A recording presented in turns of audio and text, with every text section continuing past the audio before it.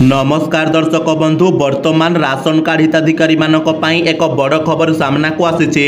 तेबे खबर टी कौन रही वीडियो रे आग को निश्चय जानिबा, किंतु ता पूर्वरु वीडियो को गोटे लाइक और चैनल को सब्सक्राइब कर नियंतु।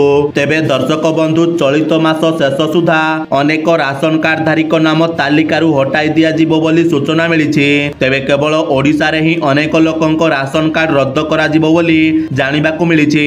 राज्य रे वर्तमान मोट 25 लाख जाल बा नकली राशन कार्डधारी रही बोली खाद्य जोगाण और खाउटी कल्याण मंत्री कृष्णचंद्र पात्र कहते, जहा द्वारा एबे सेमानंक उपरे कड़ा एक्शन नबाकू विभागीय तदंत करिवार मध्य निर्देश दिया जाइछि। जहाकू नै एबे लोक चिंतारे पड़िछन्ति, काहेकि ना आगकू सुभद्रा योजना कार्यकारी हेबाकू जाउछि, जेउ योजना रे लोकमानंकर राशन कार्ड डॉक्यूमेंट नित्यांत आवश्यक थिला। आउ एबे जदि राज्यर 25 लाख लोकंक राशन कार्ड को कटा जिवो ताहाले सीधा सड़क भाव 25 लाख लोक सुभद्रा योजना बाद पड़े, जहाकू नहीं लोक एबे चिंतारे पड़िछन्ति। आउ सेमाने नूतन सरकार उपरे अराजी होइछन्ति।